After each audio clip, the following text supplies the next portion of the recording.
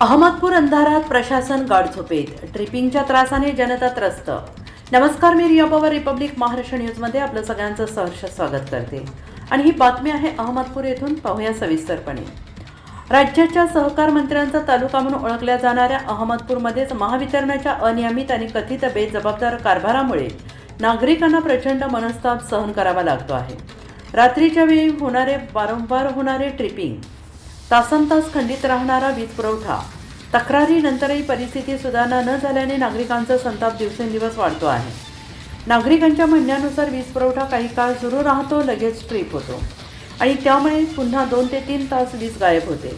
हा प्रकार एका रात्रीत अनेक वेळा घडत असल्याने नागरिकांची झोप उडाली आहे.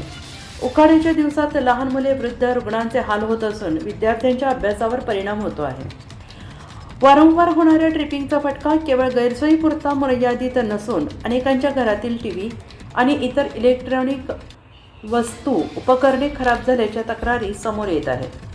व्होल्टेजच्या चढ उतारामुळे आर्थिक नुकसान सहन करावे लागत असल्याने नागरिकांमध्ये तीव्र नाराजी सुरू आहे.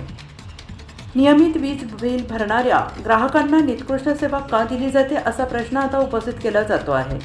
विशेष म्हणजे राज्याच्या सहकार मंत्र्यांच्याच तालुक्यात ही परिस्थिती निर्माण झाल्याने प्रशासनाच्या कार्यक्षमतेवर प्रश्नचिन्ह उपस्थित होत आहेत. विकासाच्या घोषणा आणि प्रत्यक्षातील वास्तव यात मोठी दरी असल्याची भावना नागरिकांमध्ये निर्माण झाली आहे. जनतेच्या मूलभूत गरजांपैकी असलेल्या वीज पुरवठ्याबाबतही प्रशासन गंभीर नसल्याचा आरोप नागरिकांकडून केला जातो आहे. महावितरणाकडे वारंवार तक्रारी करूनही ठोस उपाययोजना होत नसल्याने संतप्त नागरिकांनी प्रशासनाविरोधात नाराजी व्यक्त केली आहे. ट्रिपिंगची कारणे जाहीर करावीत, वीज पुरवठा सुरळीत करावा, नुकसानग्रस्त उपकरणांची भरपाई द्यावी आणि जबाबदार अधिकाऱ्यांवर कारवाई करावी अशी मागणी आता जोर धरते आहे. अखंड वीज पुरवठ्याचे दावे करणाऱ्या यंत्रणांनी आता प्रत्यक्षात उतरून अहमदपूरकरांना दिलासा द्यावा, अन्यथा जनतेचा वाढता रोष आंदोलनाच्या स्वरूपात रस्त्यावर उतरण्याची शक्यता नाकारता येत नाही.